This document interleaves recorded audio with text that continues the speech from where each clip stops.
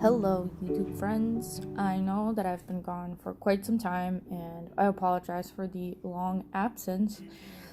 And yeah, I don't really know what to say. I really hope that everybody is doing okay out there. I've been fine, pretty much. I guess, a little bit restless at this point because I've been staying home without really leaving much at all for the past 3 weeks or so. I think this is the third week. I don't know. I'm totally losing track of time at this point because every day is the same, or that's what it feels like. Yeah. In terms of what I've been up to, I guess I've just been kind of wrapping up a bunch of stuff from before. I'm still in frequent communication with the factory with manufacturing of my art book. It's been just delay after delay because of the circumstances, which I'm sure is going on just about everywhere right now, as things just keep getting a little bit crazier, especially where I'm from. In Canada, the number of cases has been really spiking in the last few days, especially last week. So it's been a little, I guess, concerning, but what can I do, right? Just been staying home, starting to get a little stir crazy, but yeah. Anyway, I'm not here to drag anyone down, and I just wanted to, I guess, keep in touch with you guys and get back into making YouTube videos. It feels a little weird trying to go about the regular things when I know that a lot of people are facing some serious problems right now. It feels a little callous, but I guess at the end of the day, it's really out of my hands. I just really hope y'all are doing okay, and I want to continue doing regular things just to keep up with some sort of normalcy. So yeah, I've gotten a lot of requests from you guys about doing a sketching video, or filming myself sketch, or doing a sketchbook spread or something like that. So I decided to do that, and for this specific video, it's going to be a really long one. So I suggest you guys maybe get your sketchbook and make some tea or something. And yeah, I recorded myself sketching warm-ups in real time, and in this video I just wanted to talk about how I approach warming up and why I think it's super important, and just my general approach and my thoughts when it comes to using the time efficiently and learning as much as you can in the process. So the first thing I'm going to talk about is my approach when it comes to warm-ups. I always have mild dread before I get into warm-ups because it's not like jumping into something that I've already started, which is usually much easier because being in the middle of a process, you just know exactly what you need to do next and what you did before, and the whole thing is very neat and tidy for me usually.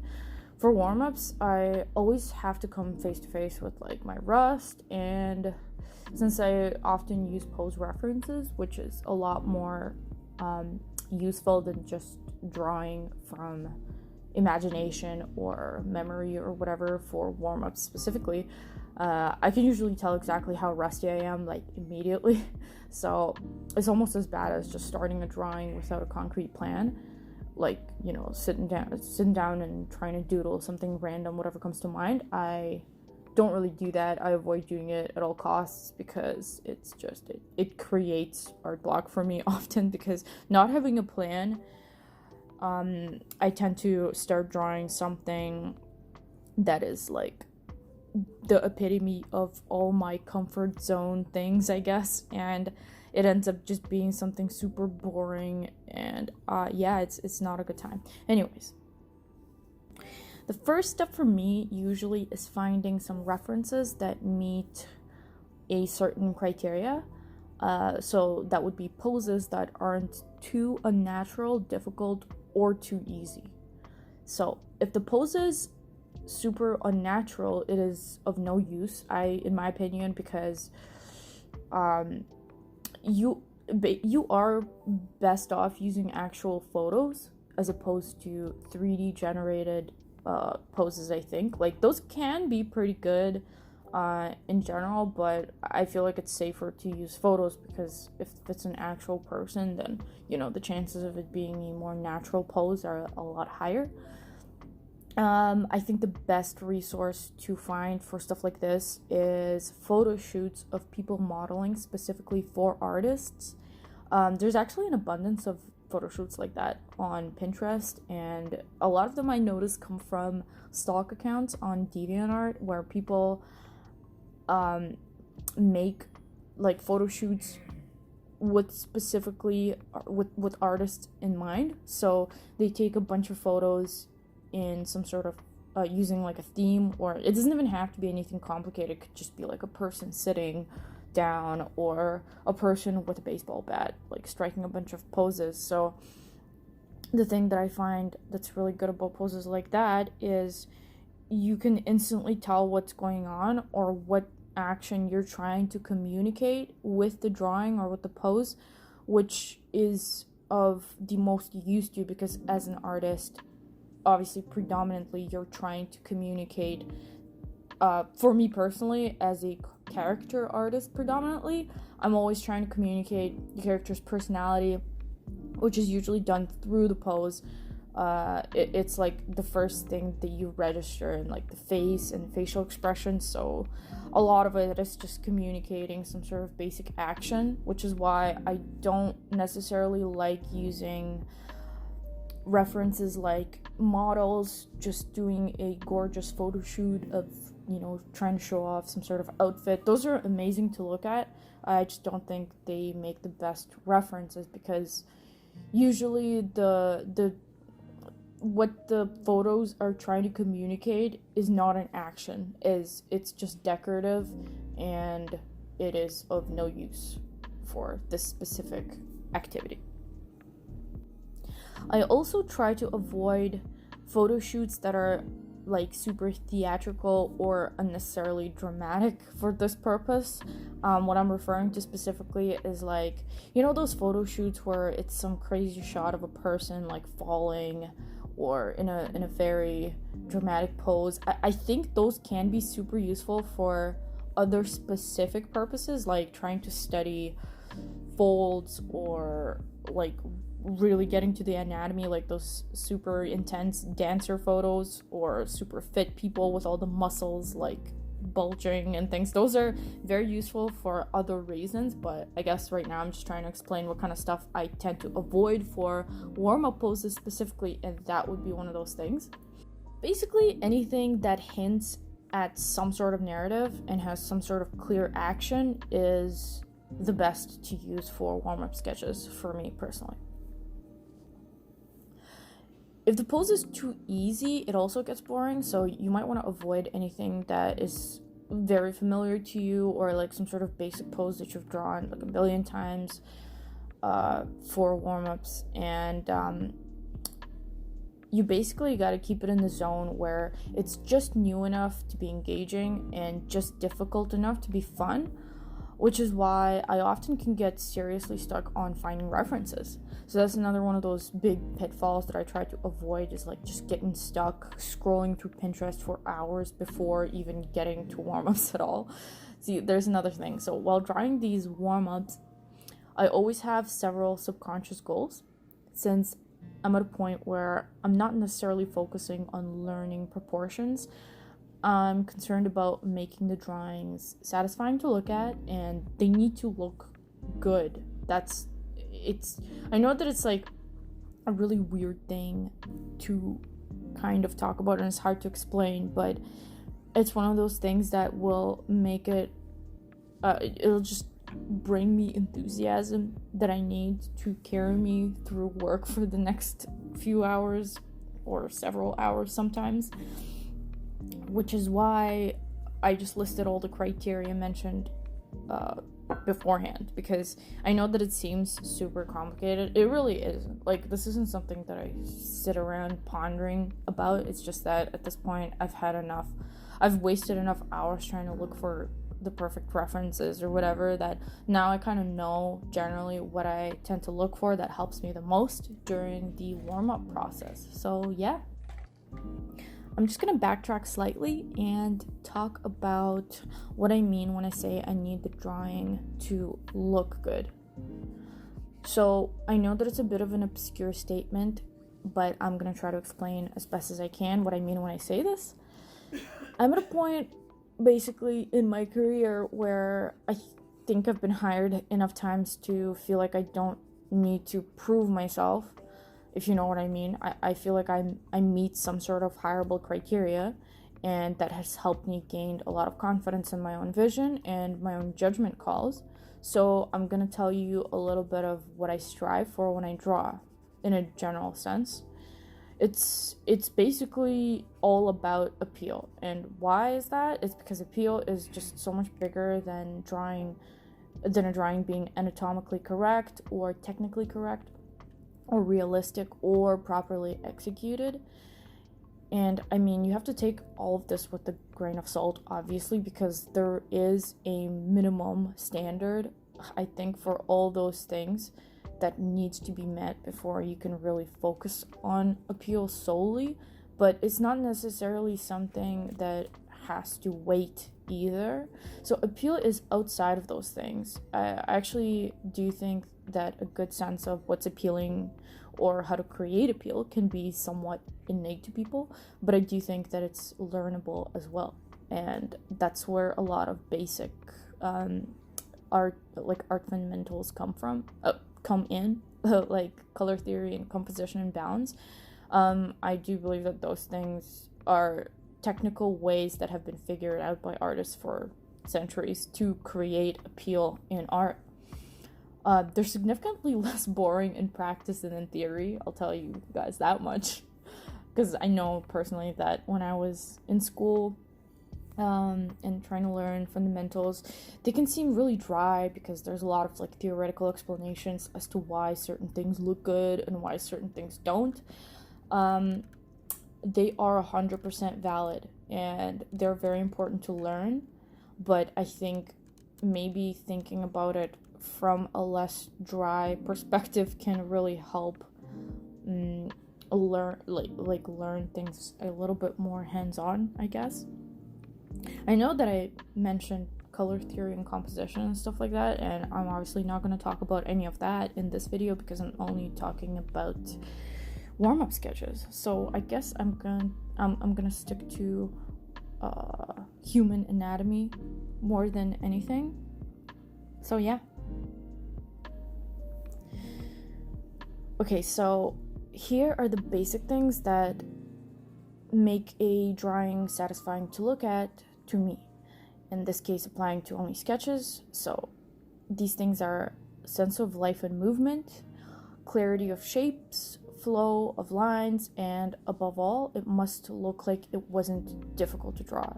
And I know that sounds harsh, but I'll get into that a little bit later. So I'm gonna start with a sense of life and movement, which is a must and is the number one thing that I personally strive for when I draw. So I love drawing comics, and the thing that I always strive for is for each frame to look like it's a still from an animation where your brain can almost hallucinate the movement. This is actually one of those things that allow me to put up with a lot of hard work because I find great pleasure in looking at those things, like looking back at my comic pages afterwards. And when I look at them, I can totally see the movement myself, which is what makes it so fulfilling for me.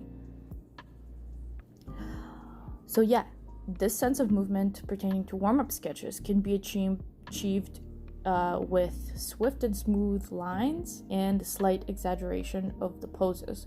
Obviously, it's a lot more complicated than that, but I take the line quality very seriously, and I like to think that the energy of how you move your hand and how, like, the speed at which you put down the lines really gets transferred into the drawing. So I kind of operate based on that. So obviously I avoid being really timid with my lines.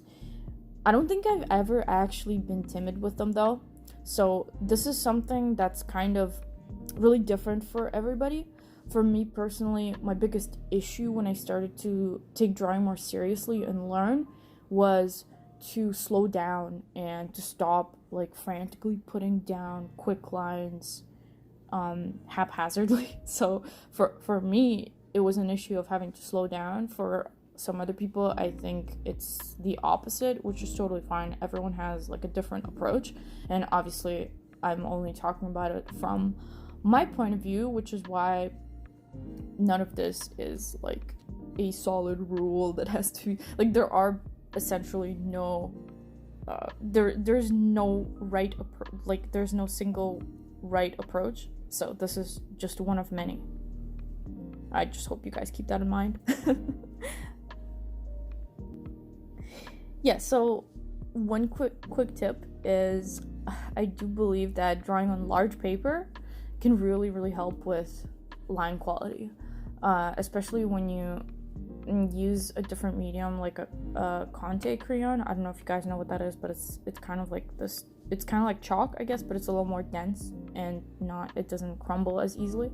So this medium is super different from a pencil.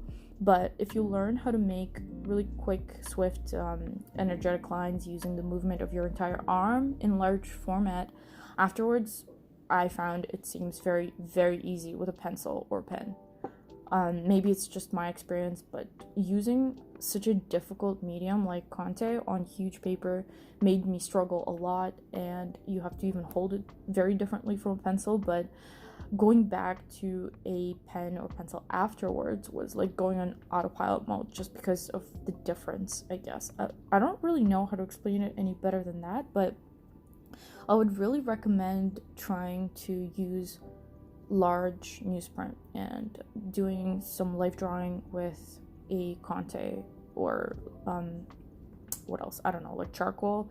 I don't personally like charcoal, and I haven't used it much because it's very messy, but Conte is a really good tool to learn how to use. So the next thing I'm going to talk about is clarity of shapes. This is where you really have to consider design, which is a huge part of creating appealing artwork. Overall, things can be super subjective, I know, but like, who would find Glen Keane's drawings unappealing, right? Glen Keane, if you guys don't know, is like a legend in the animation world, and he's responsible for designing and animating characters like Ariel, like the Beast from Beauty and the Beast, I don't know, Tangled, Rapunzel. I'm sure a lot of you guys who are into animation to any degree would probably be familiar with his drawings. So those are like an amazing resource to look at for the stuff that I'm talking about here, which is clarity of shapes, flow of lines, line quality, stuff like that, and like the clarity of the action and clarity of the facial expressions. He's like an excellent artist and a super good reference to use when it comes to these things. So yeah, anyway, when sketching with a ballpoint pen like I do, there's no line weight to worry about. So it's all about the quality and the clarity of the shapes that you create with the lines. And obviously, let's not kid ourselves. The human body is very difficult to draw, and the anatomy has to correspond with the design. So you can't just arbitrarily put curves and whatnot anywhere you want, obviously. But you definitely shouldn't think that knowing anatomy technically is enough, because it absolutely is not. Sometimes photos just look bad, they look unclear, they look unappealing, and just because it's correct technically or anatomically is not the most important thing. It has to be readable to you. When you look at the pose and you look at the limbs, it has to make sense at first glance, which is often not what happens when you look at like crabby photos. So yeah, but don't get overwhelmed, because I know that it's a lot of stuff to think about when you put it all into words, but it should really be more of an intuitive process.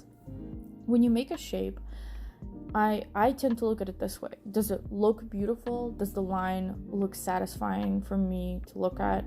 And if not, I just tweak it. I tweak it many times, and I think about how to make it look better, how to like more specifically, I think about the curves, where they are. Unfortunately, this isn't like a cognitive process to me, and I don't actually think about it literally in my head while I draw. It's kind of like autopilot. I just zone in to the visuals completely, and there's no words that go on in my head, and there's no coherent thoughts. It's just a really quick process of fixing shape. So it's kind of like sculpting in a way. I'm sure I've mentioned this many times before, but I do consider myself a very aesthetically driven person. And I have my own vision of what I find beautiful, obviously, and I tend to gravitate towards that with every drawing that I make. And it's quite a broad definition in general terms, because I don't think beauty just applies to faces or bodies. I think it's in the lines and in the shapes and in the balance of things. So I try to make beautiful objects or beautiful folds or just anything. Like, it can apply to anything. So when I say beauty, I'm not referring to people or faces necessarily, but obviously that's part of it. Anyways, I know this may sound like a tangent, but these are all relevant things that I think about a lot while I draw and while I do warm-up sketches. So this is a really difficult thing to try to teach. Not that I'm trying to teach anybody, but when you try to break down your process and explain it to somebody else, I guess in some ways it is a little bit like teaching. What makes it so difficult for me is that I really, really don't think about it, and it's frustrating because I would love to explain exactly how I got to the point that I did and what were the thoughts and what things I chose to tackle, but a lot of my improvement came from just drawing a lot and trying to communicate. So my number one goal, especially when it comes, I think the vast majority of my improvement came from the graphic novel that I finished or spent a couple of years doing. My number one goal with every panel was just to make sure that it's as clear as possible, so that at first glance exactly what's going on. And having that as the primary goal is ultimately so useful. It was so useful to me, and that's why I love comics so much, because it's the kind of challenge that keeps it super engaging. If my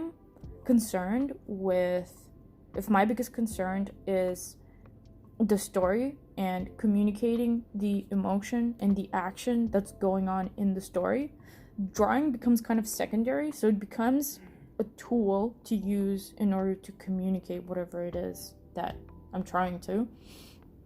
And so therefore it kind of makes the path super straightforward. So if the goal is in this one panel or in this one drawing, it needs to be clear that the character is, say, walking and is upset and is walking maybe a little bit fast or something like that. Those are so concrete. It basically eliminates a million possibilities otherwise, which is why comics are so much more fun for me than any standalone drawing. In standalone drawings, a lot of the time, the sheer amount of possibilities of things that you could draw is too much. It's overwhelming, which is why I'm not one of those people that can just sit down and draw random things for fun. It's really not fun for me to try to draw something random. It always needs to have a concrete goal. I don't like to sit around and just kind of experiment or try to see what I can come up with out of thin air. I always need a concrete problem to solve. I like to look at these things as problems to solve, because again, I'm obsessed with efficiency, and I like to get things done quickly. and I like to have a concrete plan of how I'm going to get those things done. I know that I probably spent like the last 10-15 minutes talking about something that may appear to be extremely simple.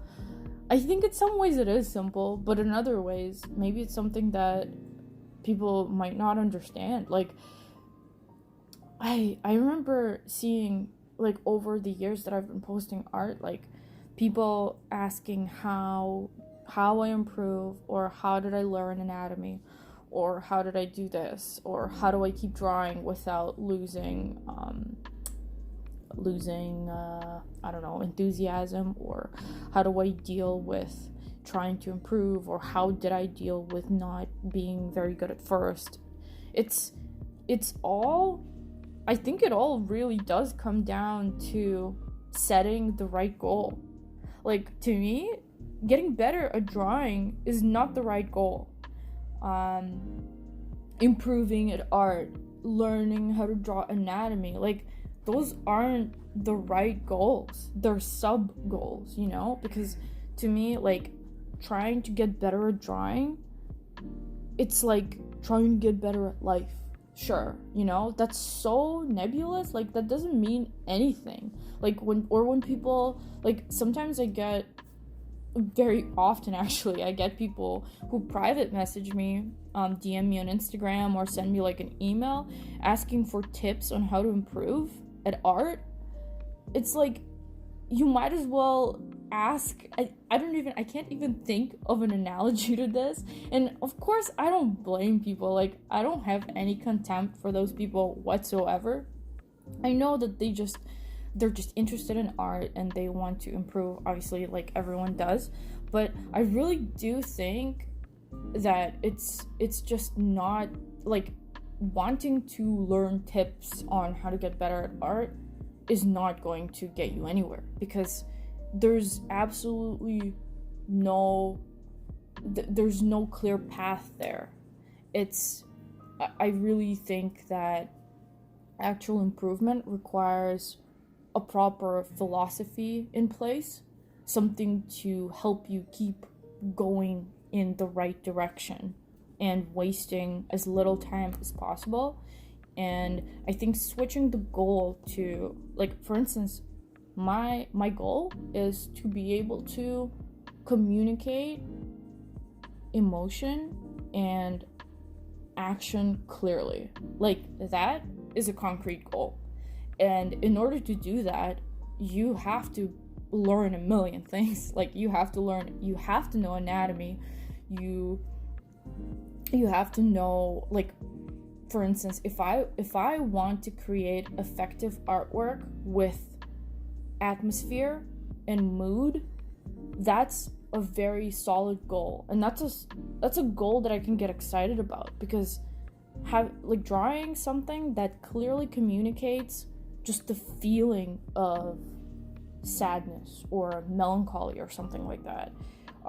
It's so exciting to be able to create something like that. That's something I can definitely get excited about. Can I get excited about learning lighting or learning how to compose a scene? No, that's so boring. That's not enough. I feel like goals like learning anatomy or learning composition, those are just like, I cannot get excited about that. But if it's a step towards something more exciting, then that's what makes the learning process and the studies or whatever more bearable.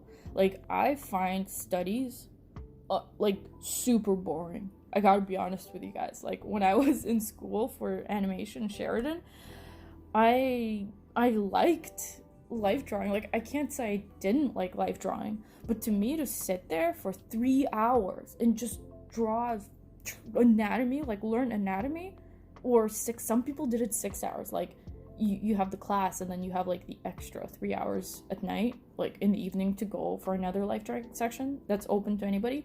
Some people did that on top of going to class. I could never do that. Like, I tried as much as I could, but I just get so bored.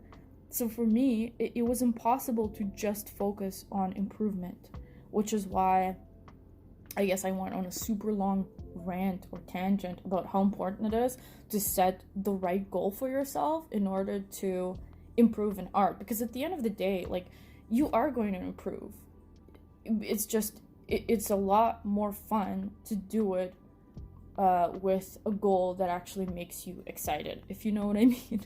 And that's, I think that's honestly the best tip that I can give overall, is to think about what it is about drawing that actually makes it fun for you, and what makes you want to keep doing it through the years or through whatever, and then think of everything else as the stepping stones that will take you there.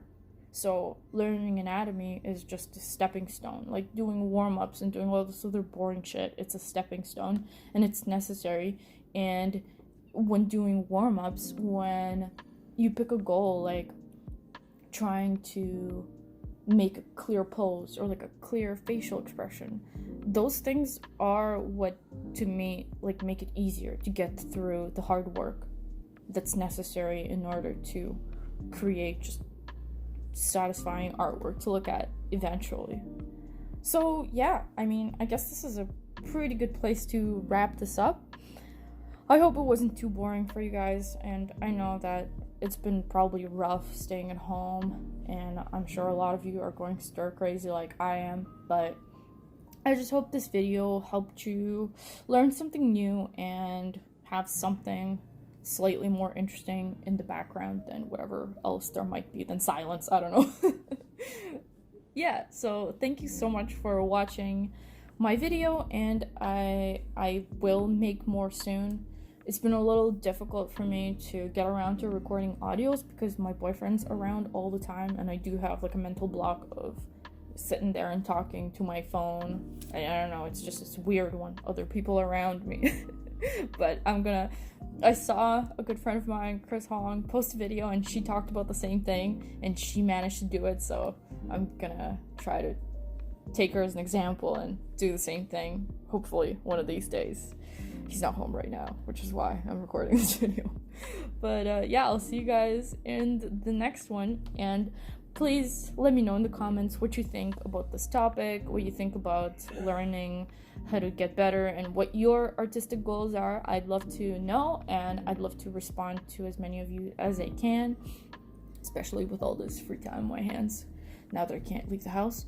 Yeah, I hope you all have a good day, and I will see you in my next video. Bye.